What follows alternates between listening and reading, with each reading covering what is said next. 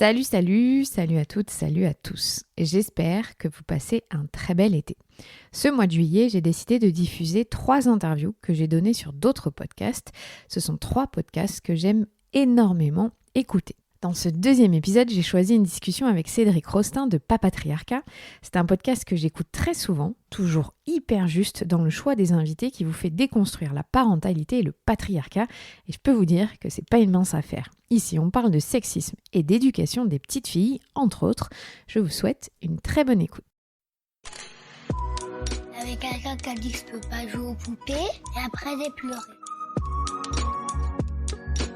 Bienvenue sur Papatriarcat, le podcast qui réfléchit à la parentalité au XXIe siècle pour l'affranchir du modèle patriarcal.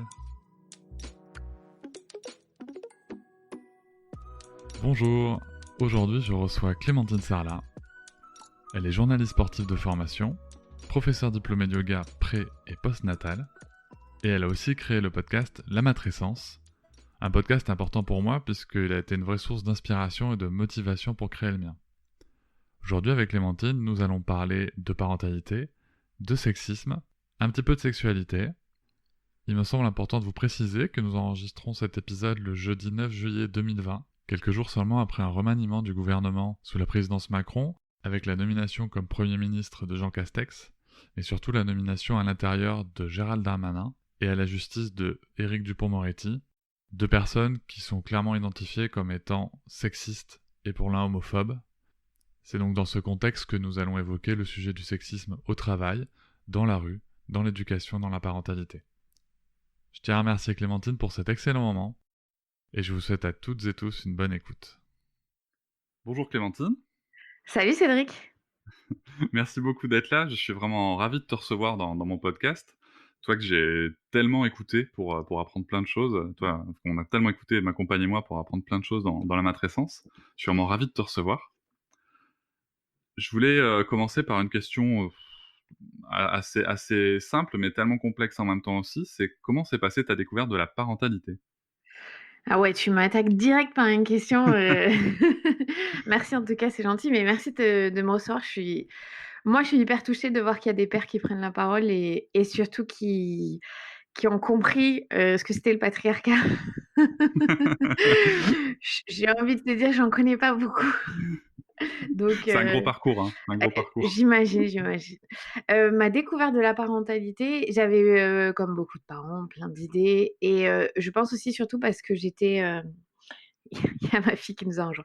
J'ai été animatrice en colo pendant très très longtemps. Donc, je m'occupais d'enfants. J'ai le BAFA et j'ai toujours adoré les enfants. Et je savais que j'avais je sais pas si c'est un don, mais en tout cas, j'ai beaucoup de patience avec les enfants. Donc, je savais que j'étais à l'aise avec ça et que quand on était chez des amis, enfin, dès qu'il y a des enfants, je me sentais bien. Donc, je partais avec un a priori très positif, en tout cas sur ce que c'est l'enfance. Et surtout aussi parce que mes parents nous ont toujours raconté à ma sœur et moi que c'était génial l'enfance.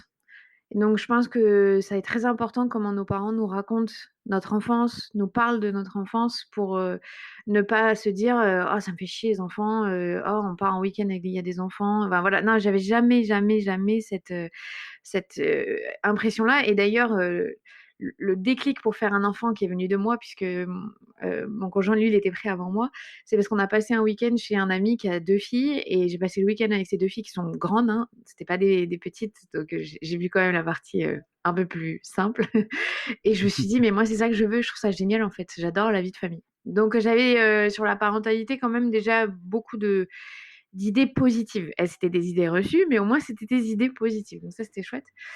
Et puis, quand ma fille est née, bon, bah, c'est pas du tout que tout a volé en éclats, mais la dimension que ça a pris, elle était tellement forte. Ça m'a tellement consommée de l'intérieur cette, façon de voir la parentalité. C'était devenu toute ma vie et ça fait très bizarre, en fait. Ah oui, ah oui, c'est intense. Assez intense, ouais. Mais c'est un peu pour ça que j'ai créé la matrescence. J'étais pas prête à cette intensité-là. Je pense, tu sais, on te dit: «Bah, tu verras, c'est inexplicable l'amour», c'est vrai, mais tu peux pas comprendre ce que ça fait dans ton cerveau, en fait. Le changement que ça opère en toi.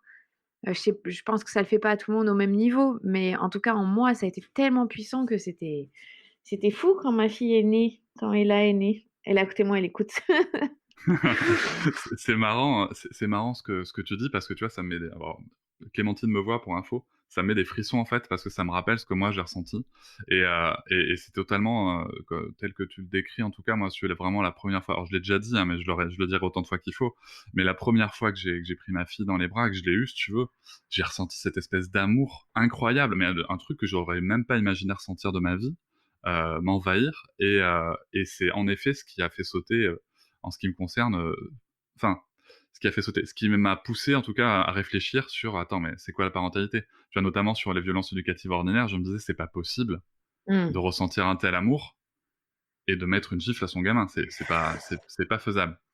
Ah ça, je suis d'accord avec toi. Après, moi sur ça, c'était un des seuls, tu vois, par exemple, c'était un des seuls points sur lequel on avait discuté avec mon conjoint où je lui avais dit: «Il y a un truc pour moi, c'est rédhibitoire, on ne tape pas nos enfants». C'est vraiment, c'est quelque chose, c'est inconcevable pour moi. Je pense que lui, il y avait même pas réfléchi, il savait pas trop, mais moi, c'était ancré en moi et comme tu dis, j c'est animal quand on a notre bébé, et moi, quelqu'un voulait le toucher, l'approcher, j'avais la sensation qu'il allait lui faire du mal. Donc déjà, j'étais dans cette relation très primitive, de ce qu'on dit maman louve ou peu importe, je peux ressentir très fort ce truc animal, c'est vrai, qui part au fur et à mesure quand même si, c'est un truc différent, mais quand ils sont tout petits et moi j'étais comme toi, quand je suis sortie de la maternité, ma mère m'a offert le livre, de Catherine Guéguin et d'Isabelle Fillosa. Donc c'est les 2 premiers livres que j'ai lus tout de suite quand j'allaitais, enfin dès que j'avais du temps, je lisais avec elle et c'était encore plus fort, je pense, de le lire à ce moment-là, parce que tu es tellement dans un truc, à fleur de peau,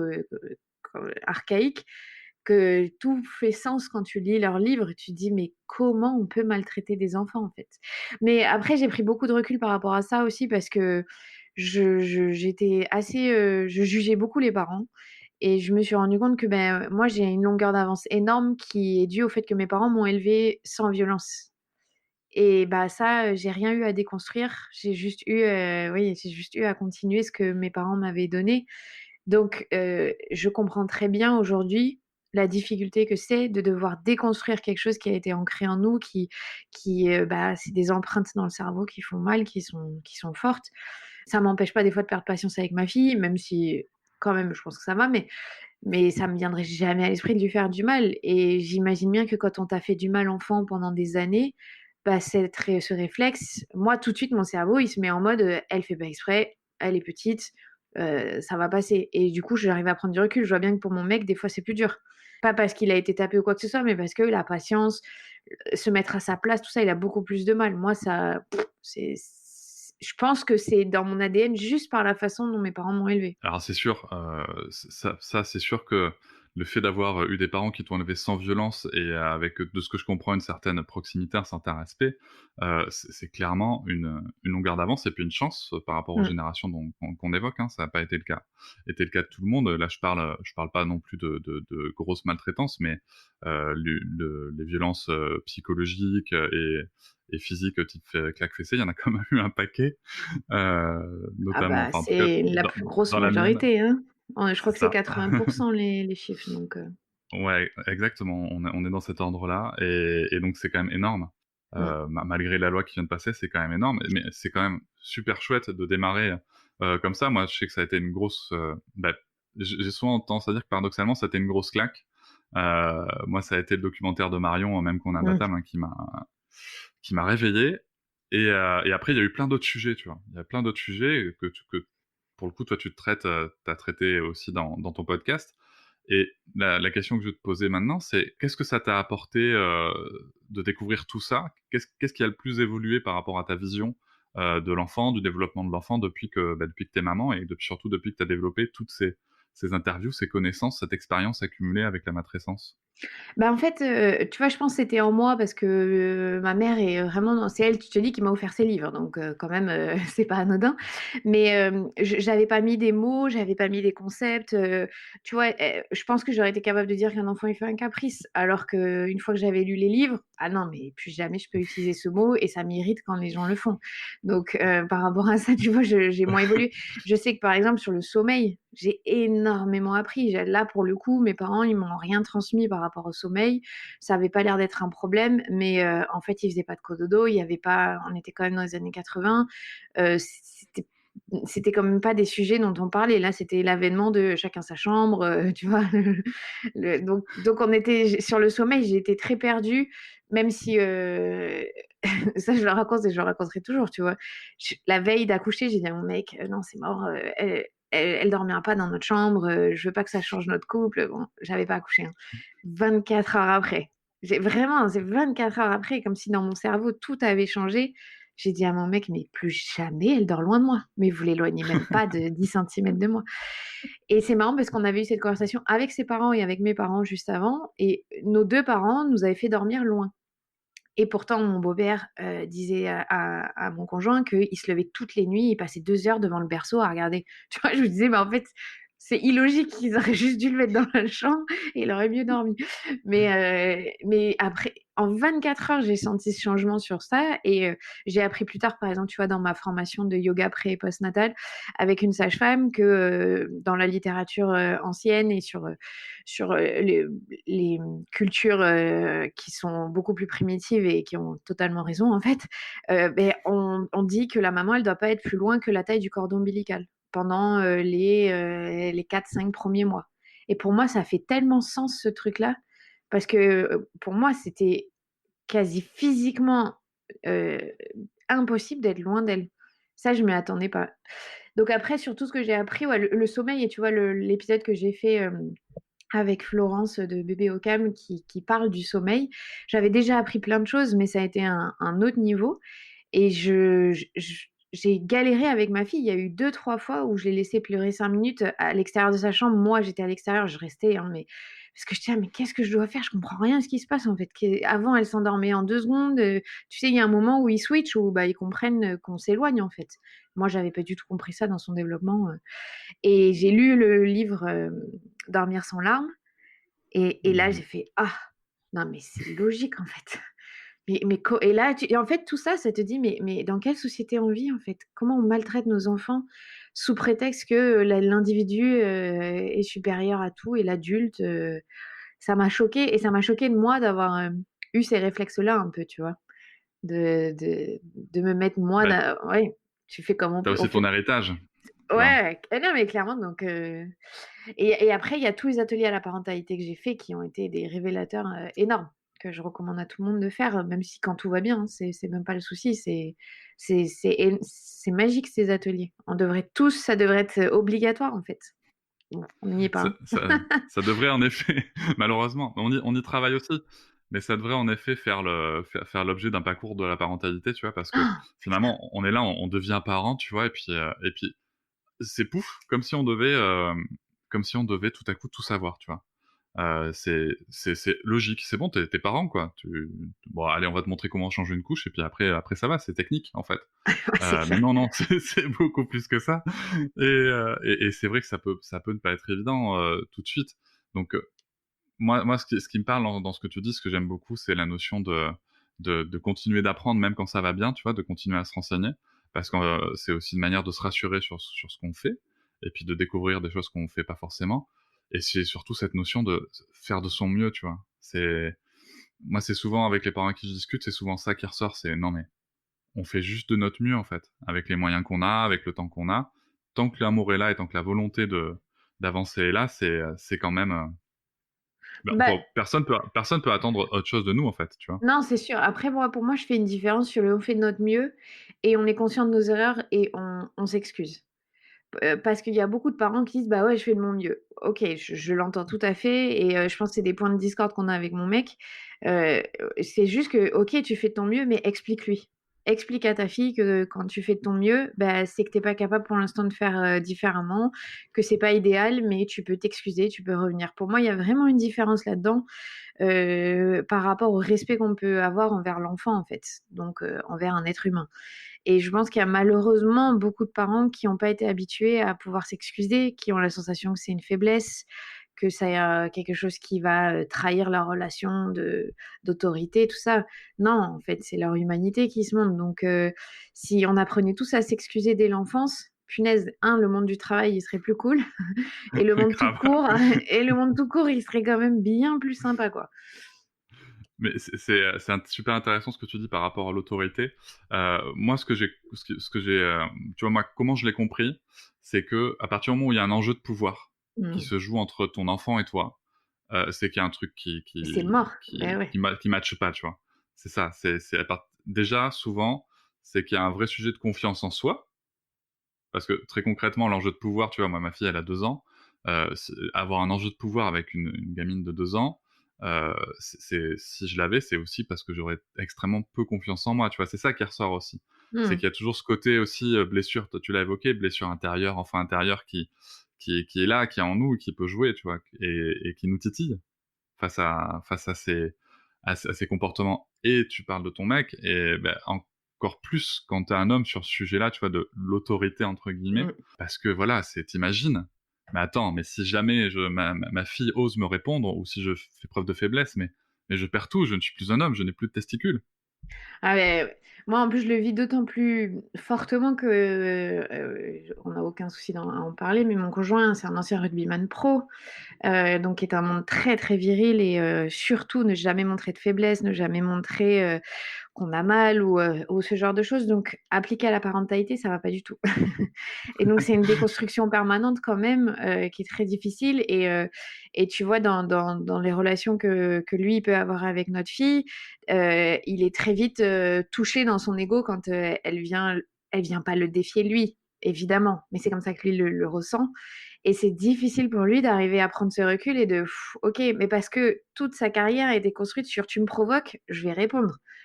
Tu vois, dans ces interactions, Ah oui, oui. humaines avec, le rugby et c'est très difficile et pour en parler souvent avec des rugbyman, pour en parler enfin voilà, j'ai quand même beaucoup étudié la question parce que c'est ma double casquette vu que c'est aussi mon autre métier.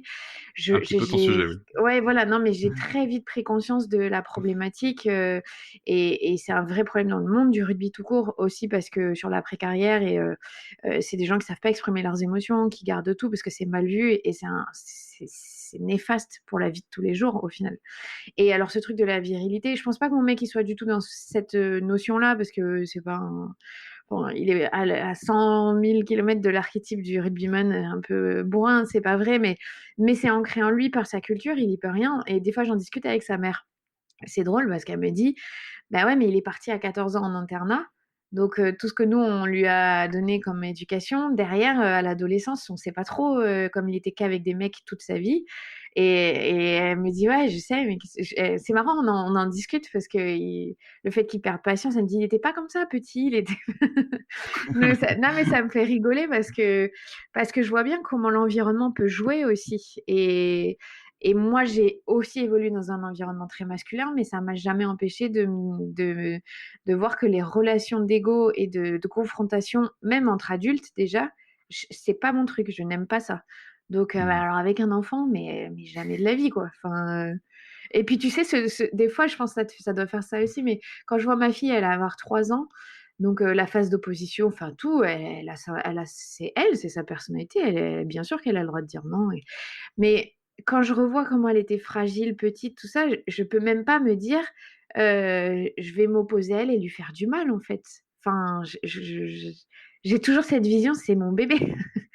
Alors Mais oui, mais complètement. tu vois? Et alors évidemment, ça ne veut pas du tout dire qu'il y a pas de limite. On lui explique tous les jours qu'il y a des règles et il y a un compte, que j'aime beaucoup, qui s'appelle Janet Lansbury, qui est une psychologue américaine et qui met sur Instagram souvent des phrases et qui a écrit une phrase qui me reste là à vie, qui dit: «Vous, ça fait probablement 30 ans que vous êtes sur terre, que vous connaissez les règles qui se passent. Votre enfant, dites-vous que ça fait 1, 2, 3 ans qu'il est en train d'apprendre les règles. Donc votre enfant ne connaît pas les règles et ayez de l'indulgence avec un enfant qui, doit vivre dans un monde où ça fait que, quelques mois, quelques années et qu'il a pas tout le système en lui, pour comprendre comment le monde fonctionne et en fait, à partir de ce moment-là, tu vois, avec ma fille, je lui dis: «Mais tu sais, mon cœur, c'est normal, tu comprends pas les règles parce qu'on est en train de te les apprendre, donc c'est difficile pour toi, là, tu y arrives pas, mais tu vas apprendre. Je vais te la répéter la règle si tu veux et on va en rediscuter» et je lui dis: «Je m'attends pas à ce que cette règle, tu l'aies apprise tout de suite et que tu t'en souviennes. Tu peux me redemander, tu as le droit de te tromper» et ça m'a mais cette phrase, elle m'est restée de me dire: «Mais c'est tellement logique». Je veux dire, même Ah moi à ouais. 32 ans, je comprends pas tout et Non, mais c'est j'aimerais ça. pas qu'on me rabâche toute la journée que j'y comprends rien et que plutôt j'aimerais qu'on me dise: «Bah ouais, tu viens d'apprendre, ça va venir, t'inquiète, tu vas l'intégrer». Et ma fille, elle est hyper attentive quand je lui dis comme ça. Elle me regarde, elle dit: «Ah, c'est q je comprends pas la règle». Je lui dis: «Oui, tu comprends pas là, mais tu vas l'apprendre, t'inquiète pas». Et elle se calme direct en plus. Non, mais mais en effet, merci pour la phrase parce que c'est une belle phrase. Tu sais, ça me fait penser à ces moments où tu changes d'entreprise, où tu changes de métier, où tu rentres dans un autre univers professionnel. Souvent, on dit: «On est perdu, faut un temps d'adaptation». Beh, pour les enfants, c'est comme ça Pendant toute longtemps. leur vie, c'est ça, c'est ça et en plus avec un cerveau qui est pas mature, tu vois? Exact. Avec un environnement qui dans 90 des cas n'est pas du tout adapté à leur morphologie. Enfin, c'est moi je trouve ça hyper, hyper dur, tu vois? Quand tu sais, quand tu essaies de te mettre à la place de ton enfant, mais je trouve ça hyper dur Ah de mais se c'est je dire, suis d'accord avec toi. C'est hyper, moi, maintenant, tu sais ce que j'arrive à faire après avoir tellement lu, tellement vu, Le cerveau de l'enfant, le film, il est très bien fait aussi. mmh Bon, il y a des super vidéos qui montrent, exactement ce qui se passe dans le cerveau de l'enfant, plus, le livre de Catherine Guéguin, tout ça, mais maintenant, c'est comme si je voyais une transparence dans son visage et je voyais son cerveau où il y a pas ce cortex frontal, tu vois? Et j'arrive tout de suite à me dire: «Bah, là, elle y arrive pas, en fait. Bon, bah, elle n'y peut rien. OK, ça prend des proportions, c'est dur. Franchement, là, j'ai pas la patience de gérer cette crise et oui, j'ai pas mis le pinceau où il fallait, elle voulait l'autre, j'ai ouvert le volet alors qu'elle voulait pas». Mais au fond, est-ce que moi, c'est important dans ma journée que non. Est-ce que pour elle, ça l'est? Oui. Bon, bah, je respecte que pour elle, ça l'est, c'est pas grave. Mais j'ai un luxe énorme, c'est que j'ai du temps et je sais très bien et je pense que le confinement a montré ça. Les parents qui ont pu ne pas travailler pendant le confinement ou ne pas télétravailler et qui ont eu du temps, ça change tout. Moi, je voyais le matin, ben, on n'a pas à l'habiller, à la stresser, à lui dire, «Allez, on y va», non, bah, on prend notre temps, on le fait à notre rythme. Après, c'était pas simple de télétravailler effectivement parce qu'elle a besoin qu'on soit avec elle, tout ça. Mais tu t'en rends vite compte dès que tu as du temps et mon mec, ça, il l'a vraiment vu. Dès qu'il avait du temps, il me disait: «Ah oui, ça change», je lui dis: «Beh, des fois, tu veux la forcer à faire des choses pour ton timing à toi». Alors mh. forcément, comme tu dis, le monde, il est pas adapté aux enfants et le confinement a montré que, en tout cas pour les familles dans lesquelles, il y avait un environnement, propice à ça, bah, que la clé, c'est quand même le temps. Mais complètement et c'est vrai que comme on est dans un monde qui va très vite, que ce soit professionnel, enfin, tu vois, il faut toujours aller vite, en ce moment. C'est vrai que de reprendre un peu avec cette période de confinement, d'avoir repris un peu un rythme où, en fait, pour certaines personnes, tu étais en chômage partiel, donc tu avais rien à faire à part t'occuper de ta famille et tu redécouvres, ces périodes où tu as du temps, où tu pas, stressé parce que, sur ton week-end, il faut que tu fasses les courses, les activités, les machins, les trucs. Enfin voilà, c'est non mais tu vois, c'est tout se cumule et c'est ça qui est super intéressant et notamment pour des pères, tu vois? Parce qu'il y a toujours ce rapport, qui est compliqué entre, du rapport au père par rapport au temps qu'il accorde et aux enjeux qui peuvent se passer en lui. Mais ce qui rassemble souvent les pères et les mères dans ces cas-là, c'est la question qu'on peut se poser et que tu viens d'évoquer, c'est quoi l'enjeu, en fait? Tu vois, là, j'ai une situation, qu'est-ce qui se joue? Qu'est-ce que je mets dans la balance? Mmh. Est-ce que c'est moi ou est-ce que c'est l'enfant? Exactement. Est-ce que c'est un enjeu pour moi? Est-ce que c'est un enjeu pour l'enfant? L'enfant, généralement, ils s'en foutent parce qu'il y a quand même une grosse capacité de résilience, mais c'est super intéressant, si tu veux, de se poser ces questions-là, quoi. Moi, en tout cas, je trouve ça génial et pour le coup, dans l'évolution, je dirais, de ta vision en tant que femme et en tant que mère, tu parlais du monde du rugby tout à l'heure qui est assez, viril, on va dire, sans aspect péjoratif, on va dire viril et dans ton milieu professionnel qui était aussi quand même, de ce que j'ai compris, quelque chose d'assez, masculin. Mmh.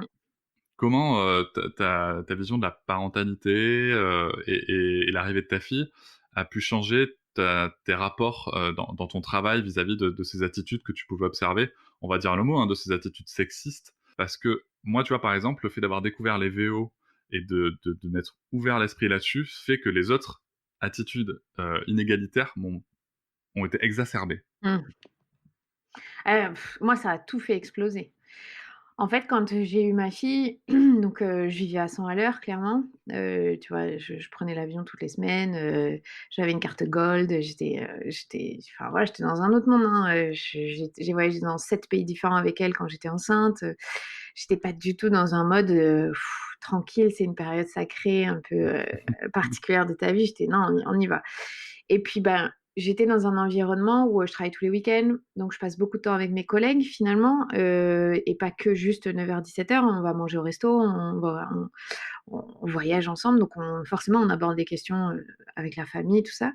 Et de ce que je voyais de mes collègues, c'est qu'il y en a quand même très très peu qui étaient impliqués dans la vie de famille. Sachant qu'on travaille tous les week-ends, c'est compliqué. J'avais entendu maintes et maintes fois au bureau, putain, moi je me fais chier quand je travaille pas le week-end, je sais pas quoi faire, ça me saoule mes gosses. D'autres qui disaient, moi je préfère mourir à la télé que d'aller m'occuper de ma famille de toute la semaine. Enfin bon, je vous invite à lire l'enquête de Mediapart sur le service des sports de France Télévisions. Vous pourrez Allez-y. comprendre très vite pourquoi c'est un environnement toxique et sexiste. J'étais pas en accord avec ça de toute façon de base, mais bon, après c'est leur famille, qu'est-ce que tu veux, voilà. Mais le truc, c'est que quand même, quand je suis devenue maman, je me suis dit: «Ouh là, mais en fait, ce que je ressens va être incompatible clairement avec, ce mode de vie et cette façon de voir».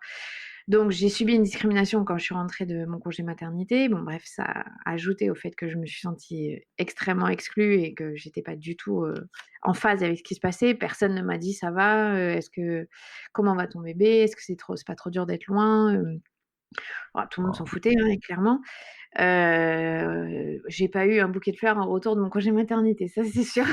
On m'avait changé de bureau et enfin bon, c'est un contexte très, très délicat et fragilisant, pour, une nouvelle maman et surtout ça n'allait plus du tout. Moi, j'ai vraiment ressenti ce truc. J'ai eu ma fille, c'était une bulle d'amour, mais tellement forte, tellement incroyable, où enfin j'avais plus ces rapports d'ego, d'hostilité, de critique, qui sont le quotidien de mon travail à la télé et donc j'ai eu une pause quand même de 3-4 mois comme ça et quand je suis revenue au travail, j'ai pris une claque. Je me suis dit: «Moi, je veux pas de ce monde, en fait.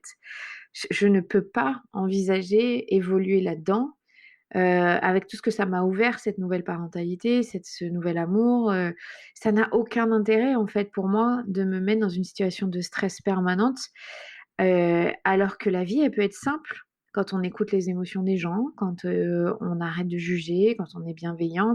Donc ça a été une transition très forte dans ma carrière de me dire: «C'est même pas le rugby». Franchement, je vais être très honnête, les joueurs de rugby, ils sont hyper corrects, c'est des mecs très bien, hyper sensibles. On le sait, les sportifs de haut niveau sont des gens très sensibles, ultra sensibles. Donc en fait, beaucoup plus que la moyenne. Il y a de l'ego certes, mais quand tu leur laisses la porte ouverte, ils sont beaucoup plus à l'écoute. Le monde du journalisme sportif dans la télé, pas du tout, mais pas du tout. C'est un univers, très, très difficile et en fait, bon, le fait qu'il y ait eu discrimination envers moi à mon retour de congé maternité, sachant que je suis visible à la télé, ça a été quand même quelque chose de très fort de me dire: «OK, on en est là en 2018. Waouh, OK». Bah, j'ai mis 6 mois à me dire: «Non, je peux pas en fait, je vais partir» parce que je les changerai pas. Moi, quand j'ai expliqué à mon chef que mon retour de congé maternité était très violent dans la façon dont ils se sont comportés avec moi, il m'a dit: «Oh ça va, faut pas exagérer». Alors, on était vraiment plus sur la même longueur d'onde puisque autant te dire que moi, j'avais déjà commencé à apprendre comment on accueille une émotion, comment on accueille le sentiment de l'autre, qui n'a, on va dire, rien à voir avec soi-même. C'est-à-dire que c'est pas à moi de juger si c'est valide ou pas ce que l'autre ressent, c'est juste à moi de dire, bah: «Explique-moi, je suis là, raconte-moi», surtout quand on a la part d'un chef.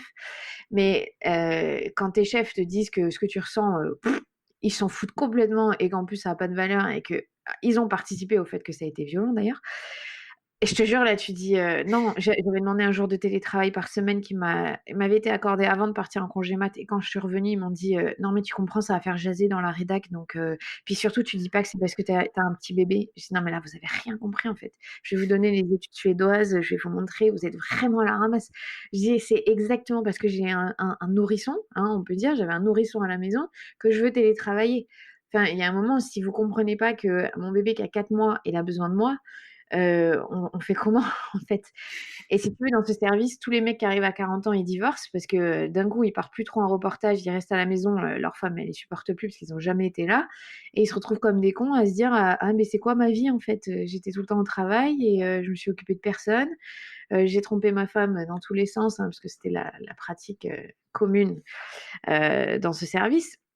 Donc c'était vraiment à l'opposé de qui je suis, tu vois? Et là, ça m'a explosé à la figure et je pense que je l'ai toujours su que ça m'allait pas, mais tant que j'ai pas eu ma fille, de tant que je ne suis pas devenue mère, je n'ai pas pu, ni avoir le courage, ni avoir l'honnêteté avec moi-même de me dire: «C'est pas possible, c'est contre mes valeurs».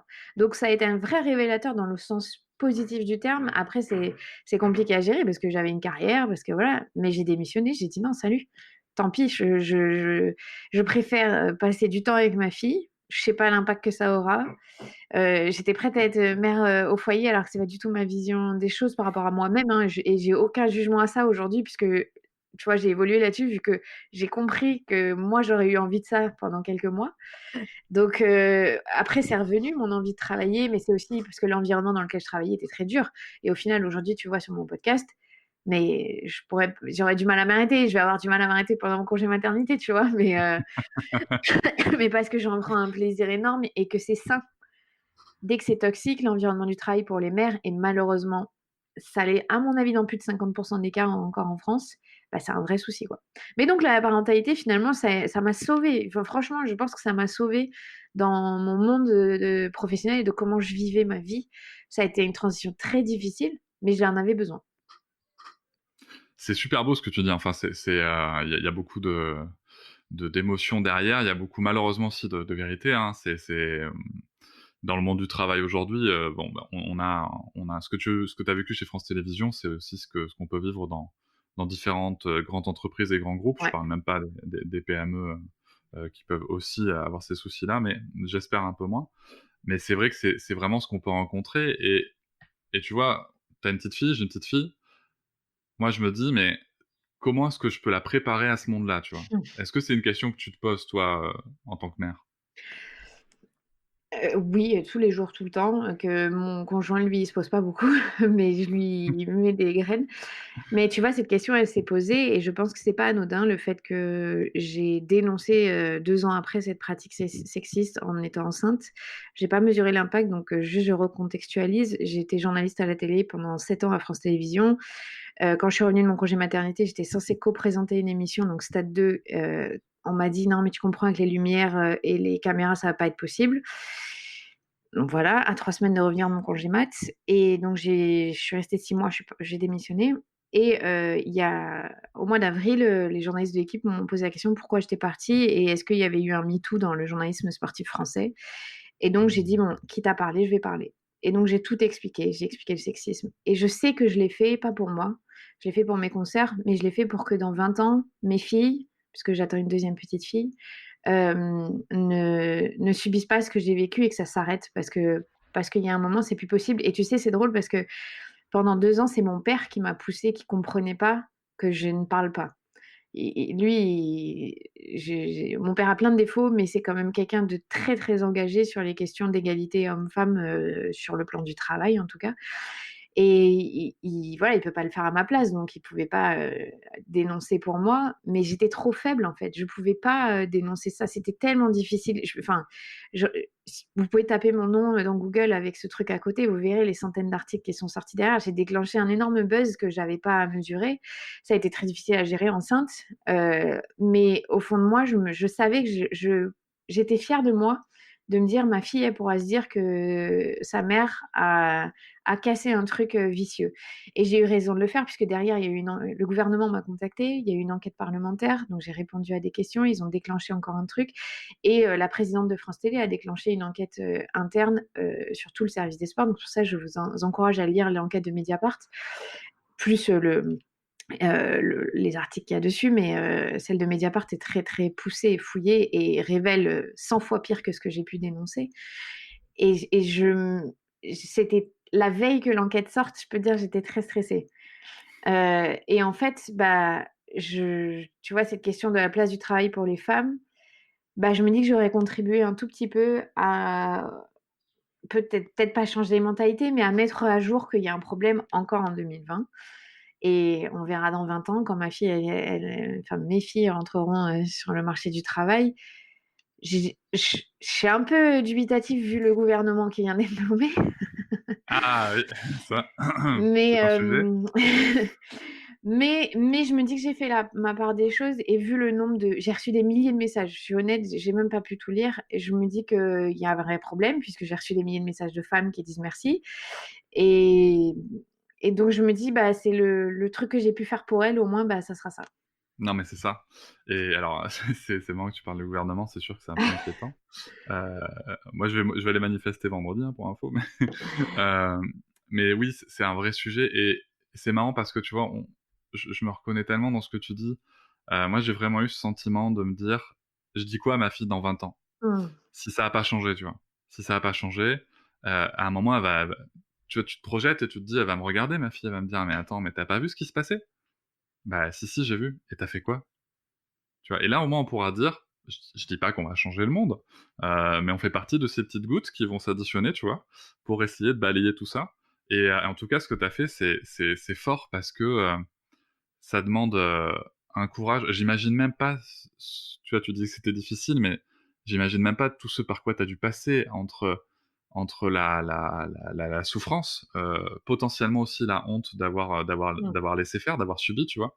Enfin ça c'est vraiment, c'est vraiment, tu utilisais le terme de violence et je pense que c'est un terme qui est totalement adapté parce que c'est vraiment des violences au quotidien. Mmh. Les violences professionnelles, ça existe. Mmh.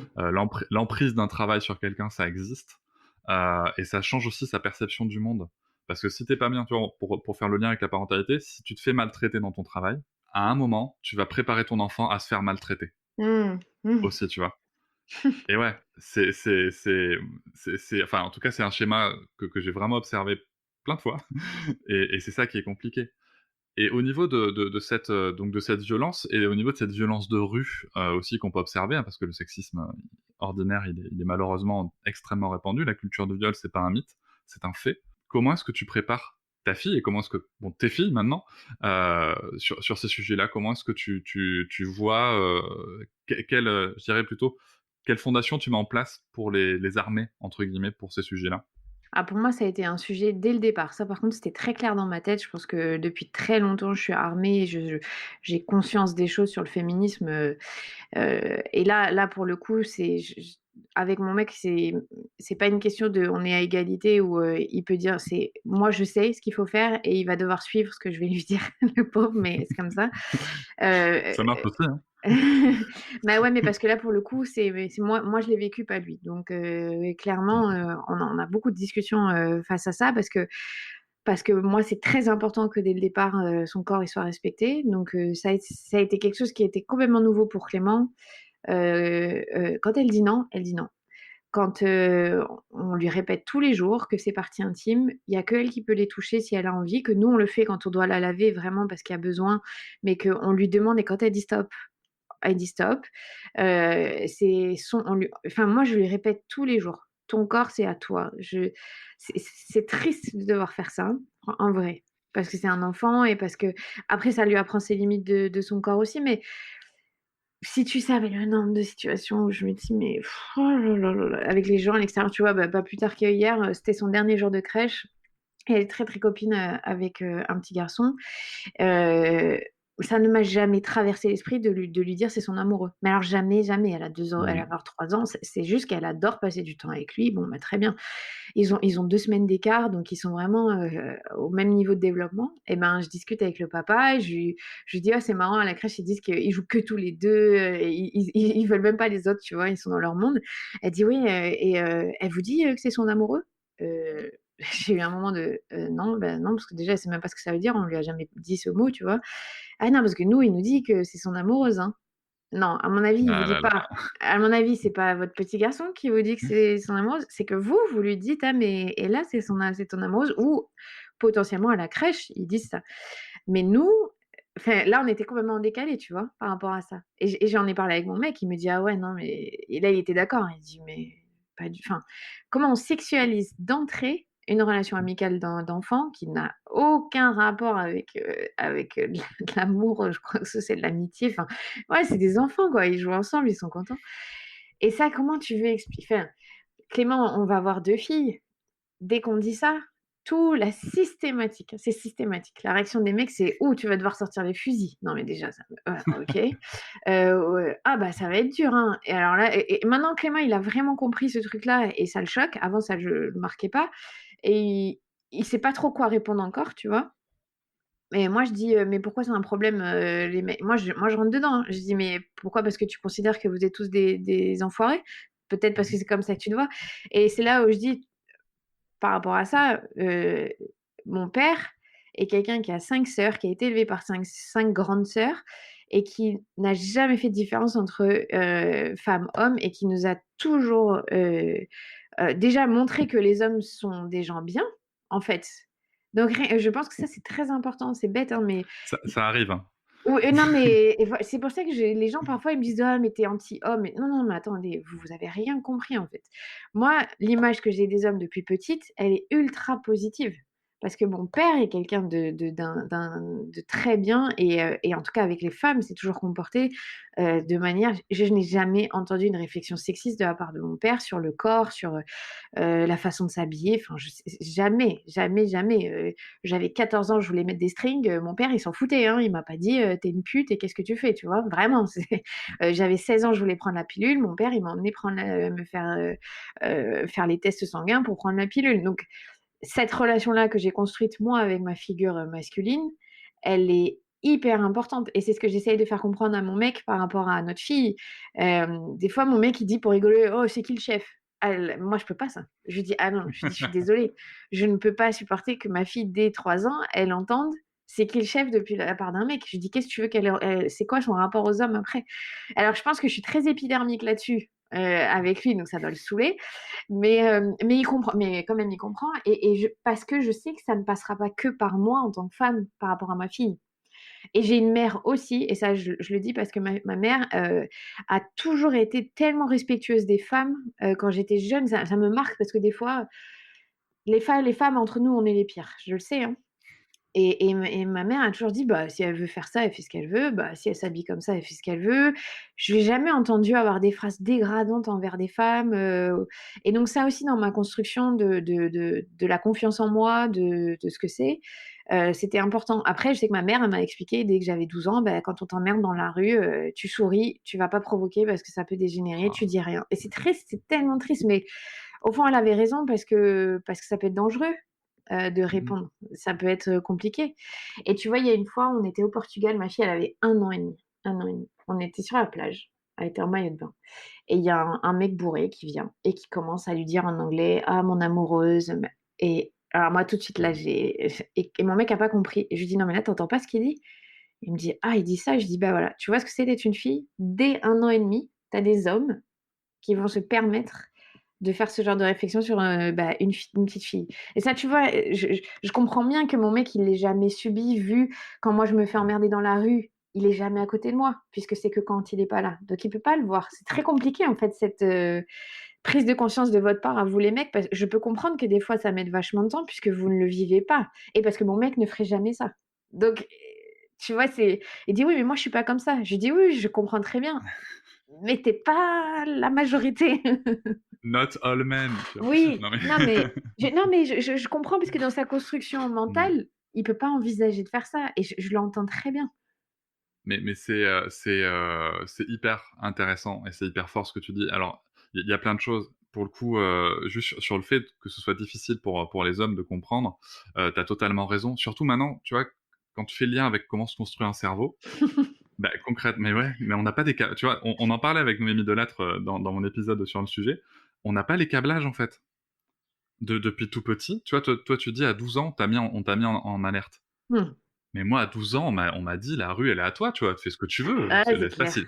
l'espace, il est public, il appartient à tout le monde». Bah non, il appartient pas à tout le monde. Pas de la même manière, en tout cas, tu vois? Ça, c'est Mmh. faux. C'est ce qu'on va dire à un homme, mais c'est pas ce qu'on va dire à une petite fille, tu vois? C'est ce qu'on va dire à Ou un même petit on va garçon et pas à rien une vous petite dire à fille. vous. Enfin, on va Mais oui, ouais, genre à vis la ta vie, limite, on quoi. va c'est ça, quoi, c'est normal. Va explorer mon fils, tu Et es un c'est vrai. explorateur. Tu tu tu vois? Et donc il y a ce côté-là et c'est vrai que c'est dur parce qu'on n'a pas les câblages, quoi. Et puis on a connu aussi, toute cette période, tu vois, de masculinité un peu toxique où voilà, Mmh. il faut avoir des conquêtes, il faut être viril, il faut machin, bon.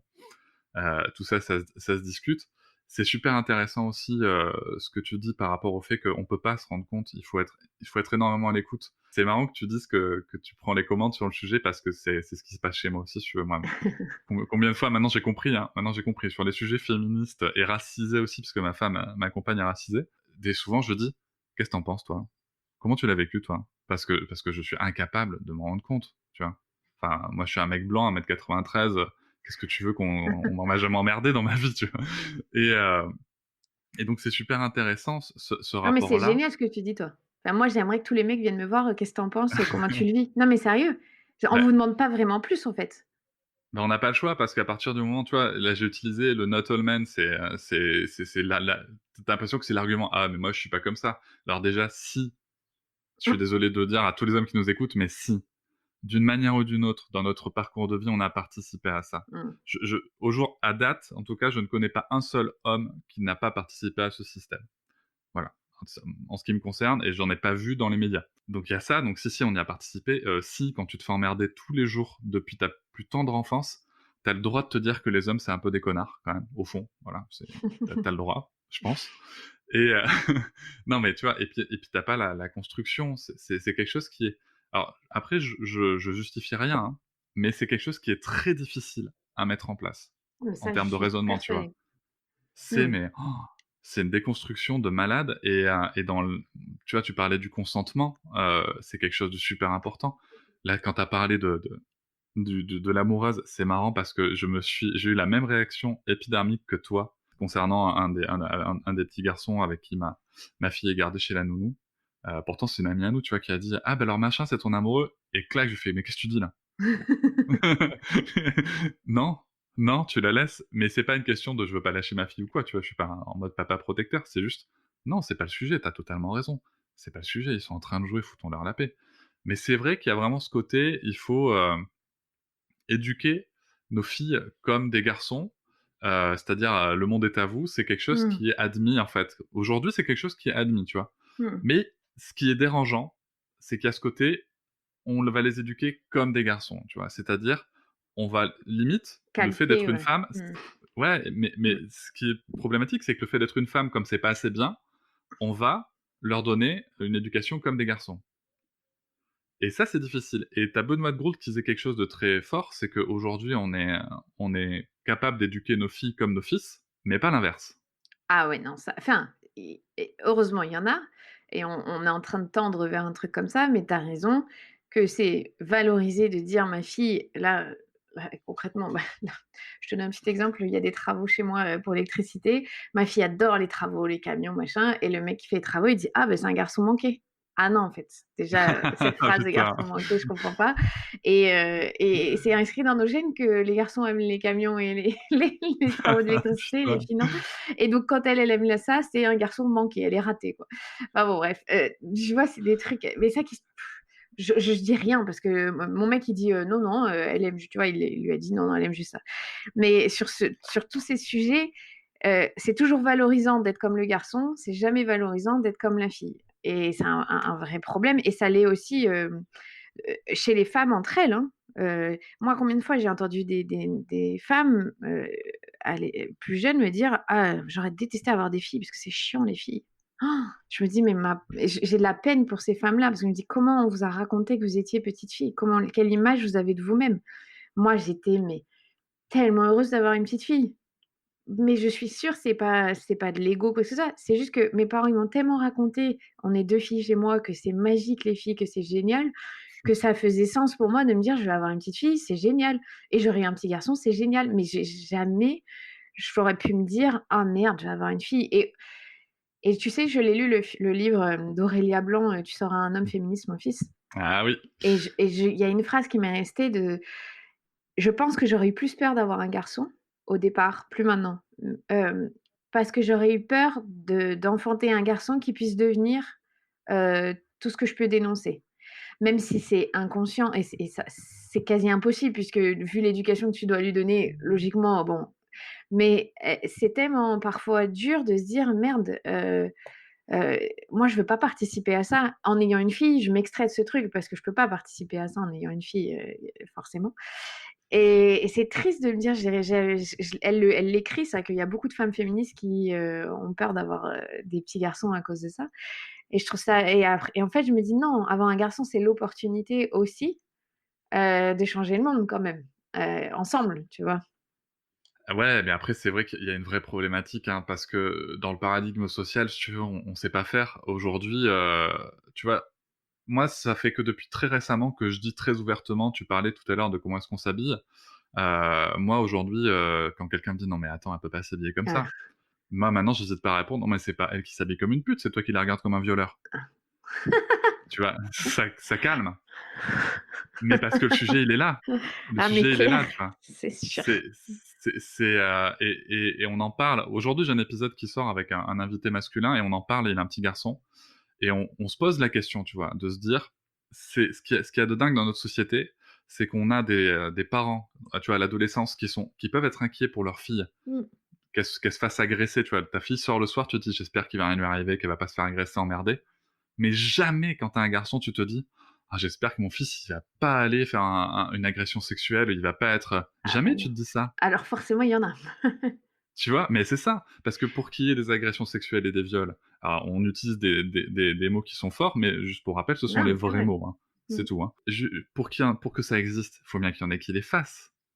Ah bah Alors ça ça peut être dur pour toutes les mères qui peuvent nous écouter de se dire que leur fils peut éventuellement, avoir ça, ces comportements-là, faut l'admettre. c'est sûr qu'il faut le voir. Mais tu vois, de ce que tu disais, par exemple, moi, mon père ne nous a jamais dit on est on de mes copines, tu vois, moi, j'avais le droit de sortir tout le temps.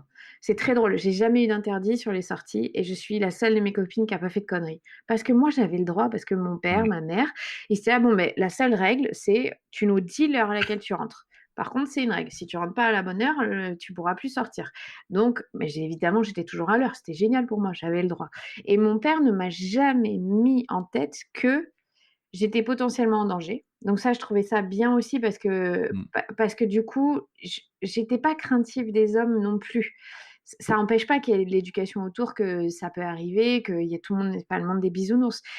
Mais moi, l'image que j'ai des hommes de base, c'est des gens bien et c'est au fur et à mesure de mes expériences que je me suis rendu compte, ouais, bon, bah, quand je sors de ma sphère privée, évidemment, le sexisme, il est quand même, après, mon père, il faisait pas la vaisselle, il faisait pas les courses, voilà, on était quand même dans une répartition assez classique des tâches ménagères, on va dire.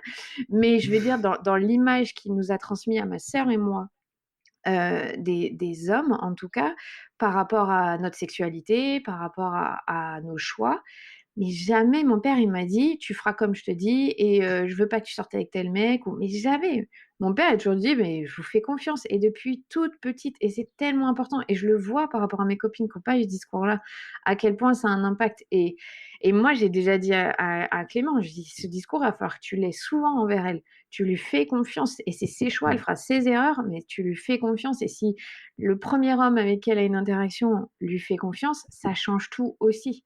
Et ça m'a pas empêché de me faire agresser quand j'avais 16 ans, ça m'a pas empêché que ce soit mon père qui soit là et qui ait conscience de ça et ça n'a pas empêché ma vision. J'ai été très craintive après sur beaucoup de choses parce que j'étais ado et que c'était très compliqué, mais comme j'avais cette fondation très forte de relation père-fille, bah, c'est Ouais. très important pour la suite et je pense qu'il faut que les pères, ils s'en rendent compte que oui, on va rencontrer en tant que fille des problématiques, qui leur échappent et ils pourront pas protéger comme la mère ne pourra pas protéger sa fille, enfin, peu importe homme, femme, mais si on a eu une relation avec notre père qui est saine sur la façon dont notre père voit les femmes en général, bah, ça change tout et je pense quand même que le fait que 2 ans après, j'ai réussi à dénoncer ces violences sexistes, c'est aussi parce que, je savais que mon père, il trouvait ça anormal. Mmh. Quelque part. Et ma mère évidemment, bien évidemment aussi, hein, j'omets pas le travail tout le travail d'éducation que ma mère a fait. Mais je pense quand même qu'entre la relation homme-femme, elle est importante cette relation père-fille quand il y en a une qui est saine. Et je voudrais juste dire aux pères qui écoutent que c'est pas peine perdue d'être un modèle hyper, positif et bienveillant. Ça n'enlèvera pas, les risques qu'il y a de la vie, bah, c'est comme ça. Mais ça voudra dire que vos filles, elles auront une fondation tellement forte que ça élimine beaucoup de problèmes. Elles pourront, ouais, ouais. De ce que je comprends, c'est ça t'a permis justement de réussir à avancer malgré parce que tu avais une fondation solide sur cette relation Mmh. homme-femme. Et puis, Mmh. et ma vision de l'amour, de Mmh. la relation, ça et je suis très honnête là-dessus, on parlait pas beaucoup de sexualité, même si c'était, admis que je faisais ce que je voulais.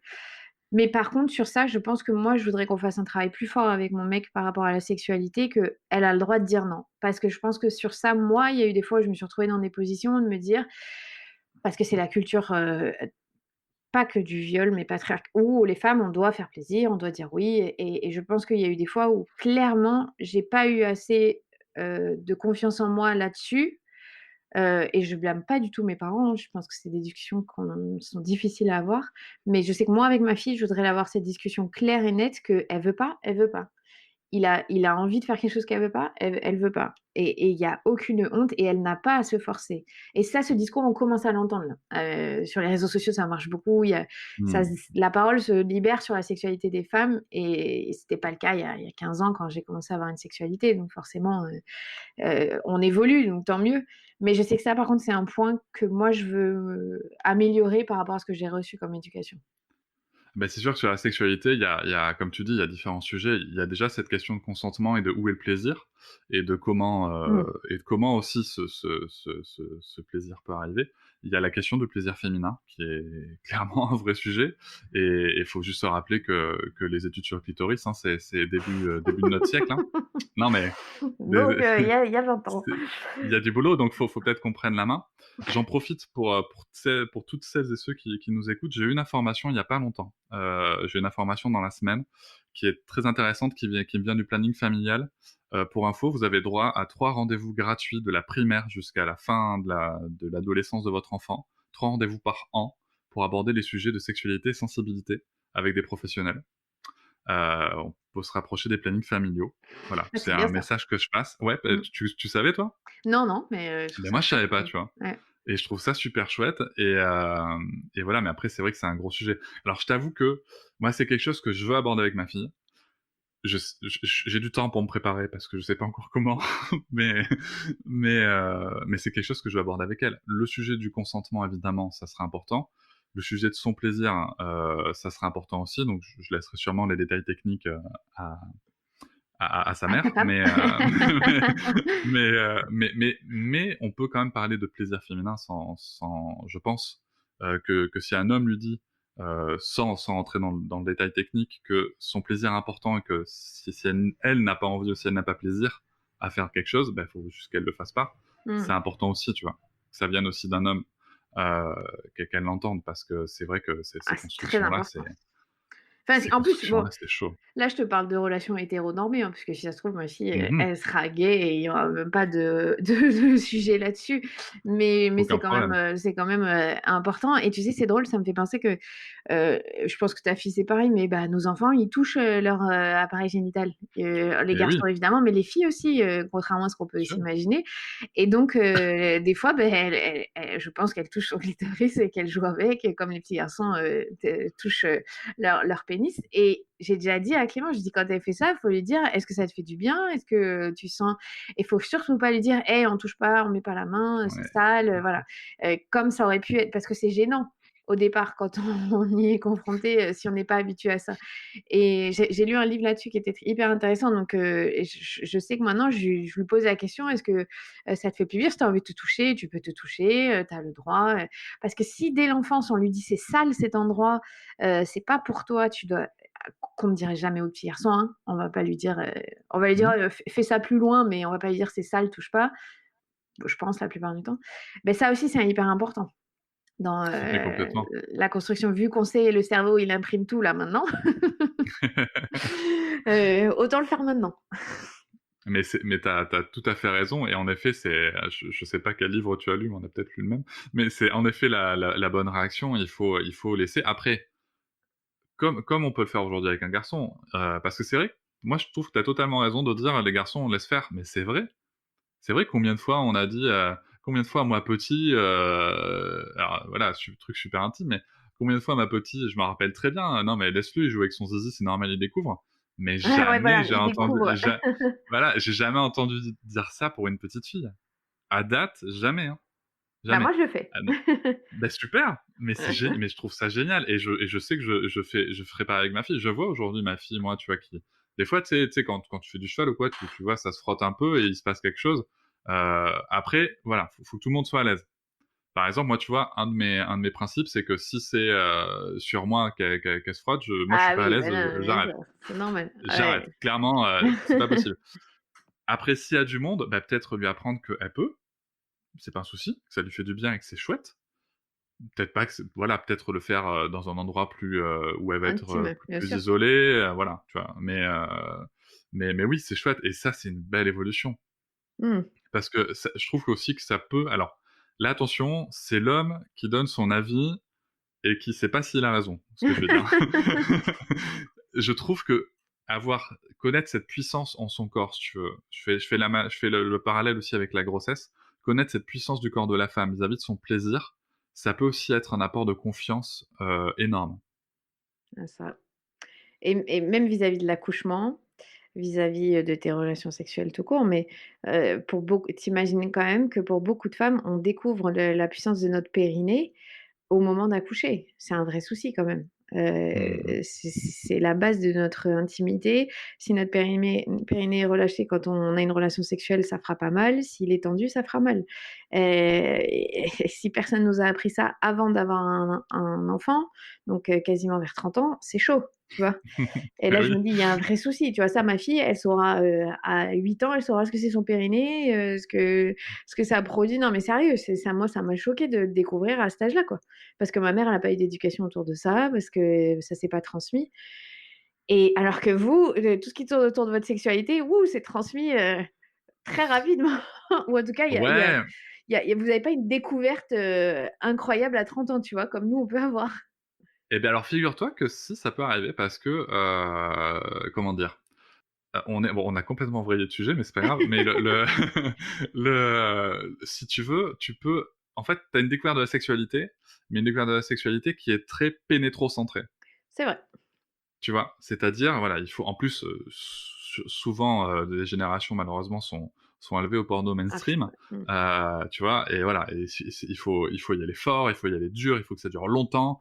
Il faut voilà, tu as toute cette partie-là et même pour son propre plaisir d'homme parce qu'il y a en fait, il y a d'autres choses que le pénis, c'est le fait de le faire rentrer dans quelque chose, pour avoir du plaisir.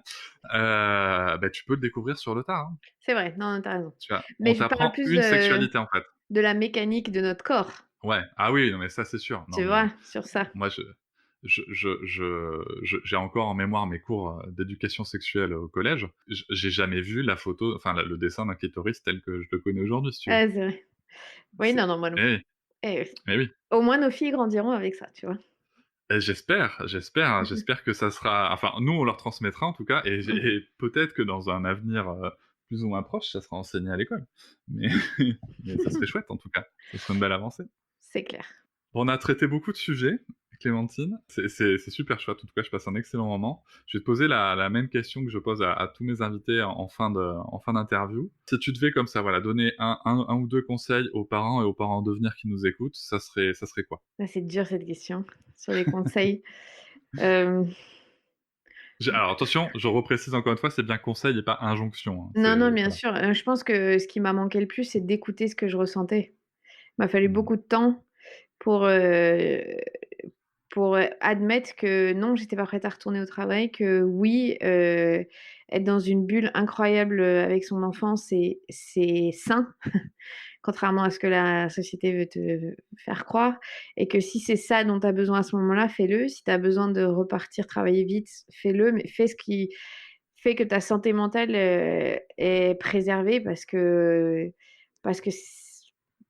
même si c'est pas toujours l'idéal pour l'enfant, c'est quand même, sur le long terme, plus positif. Ce qui ne veut pas dire qu'il faut abandonner son enfant, mais ou trouver des solutions alternatives, mais faire en sorte que soi-même, on soit en accord avec ce qu'on ressent. Mmh. Et ça, je me suis rendu compte en devenant mère que fallait pousser des portes blindées pour, arriver à pas culpabiliser de ressentir ce genre de choses. Tu vois? Moi, je parle jamais de maternage proximal, tout ça, parce que c'est pas mon vocabulaire, mais je sais très bien que c'est plutôt ça que j'ai fait. Parce que pour moi, ça devrait juste être la norme. Tu vois, comme quand on dit l'éducation bienveillante, non, ça devrait être l'éducation. Et Ça devrait être l'éducation. voilà et la façon de se comporter avec nos enfants, qui est catégorisée maternage proximal, ça devrait être l'opportunité pour toutes les mères et les pères de pouvoir le faire. Heu, donc souvent, en fait, on l'a au fond de nous ce sentiment qu'on veut être très, proche de nos enfants, mais toute la société nous dit: «Ah non, non, non, tu vas en faire des tyrans, ne le fais pas». Donc si vous avez ce sentiment au fond de vous, s'il y a quelque chose que vous sentez, pour moi, c'est le seul truc qu'il faut retenir, c'est Mais allez-y. Et après, il existe tellement de ressources aujourd'hui pour arriver à aller gratter sur les sujets sur lesquels on est porté, qu'il faut pas hésiter, quoi. Parce qu'on n'a pas tous les mêmes. Tu vois, moi, par exemple, je sais pas, la diversification menée par l'enfant, je trouve ça chouette, mais ça me passionne pas, donc j'ai pas lu beaucoup de choses dessus. Ça me passionnera peut-être pour ma deuxième fille, hein. Mais il y avait d'autres choses avant qui me passionnaient et j'y suis allée à fond. Donc je pense qu'il faut pas se priver de ça. Eh ben, je pense que tu as tout à fait raison. En tout cas, je te rejoins complètement. Dans les ressources, je le dis une dernière fois, je le répète, moi je recommande le podcast La Matrescence, qui est plein de bons conseils aussi pour les hommes. Hein, je le dis, je le répète, aussi pour les hommes, vous n'allez rien perdre de votre virilité en allant écouter ce podcast, bien au contraire. Ah, Et, mais que euh, et sache je... que j'ai beaucoup d'hommes qui écoutent. Ah, Parce que ça j'ai c'est un chouette. public très rugby et que comme ils m'ont identifié c'est super chelou, mais comme quelqu'un qui fait partie de leur monde parce que je peux parler de sport, parce que je fais partie de ça, ben je suis autorisée à parler de parentalité et ça a un impact fort sur eux. Vraiment, hein. Je te jure que dans la rue, il y a des hommes qui m'arrêtent maintenant. C'est plus pour me dire ah, je vous ai vu à la télé, merci, c'est merci pour le podcast. Eh Qui ben, serait c'est super. improbable. Donc je te rejoins, les hommes, venez écouter. Mais c'est super parce que c'est comme ça que ça va changer. Je te remercie beaucoup pour cette interview, Clémentine. Non, merci à toi, c'était très chouette. J'en aurais Je pu te parler dis à encore des bientôt. heures, je pense. Oui, il y a moyen, ouais. Mais on en fera une autre. Avec plaisir. Merci beaucoup, Clémentine. Je vous remercie de m'avoir écouté. Je vous invite à vous abonner et nous pouvons aussi nous retrouver sur Facebook, Instagram et sur le blog papatriarca.fr. À bientôt.